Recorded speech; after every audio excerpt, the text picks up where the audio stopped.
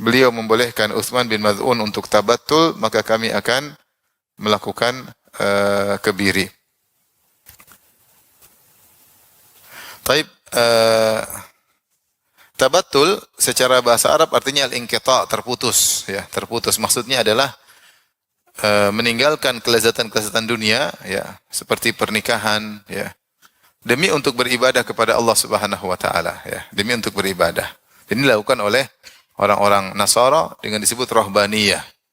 Sebagian kita tahu pastor-pastor mereka tidak mau menikah, tidak mau punya anak, bisa fokus untuk berkhidmat ke gereja ya. Namun dalam Islam hal tersebut dilarang, tidak boleh ya.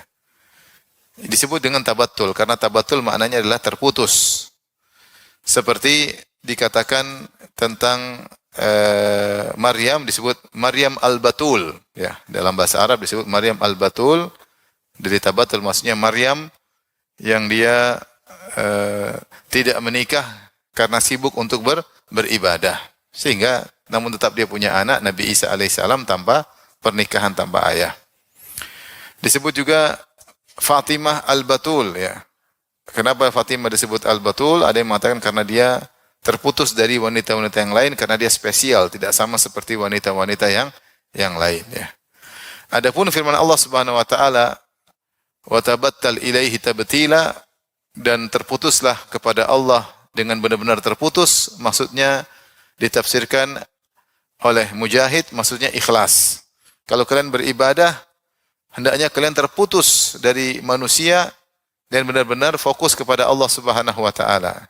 Itu isyarat untuk ikhlas kepada Allah Subhanahu wa taala. Janganlah ketika beribadah kemudian punya perhatian kepada manusia, ingin tahu tentang tanggapan manusia, berharap pujian manusia, berharap sanjungan manusia, tetapi tabattal ilaihi tabtila, fokuslah hanya kepada Allah, terputus dari yang lain, maksudnya ikhlas, kata Mujahid.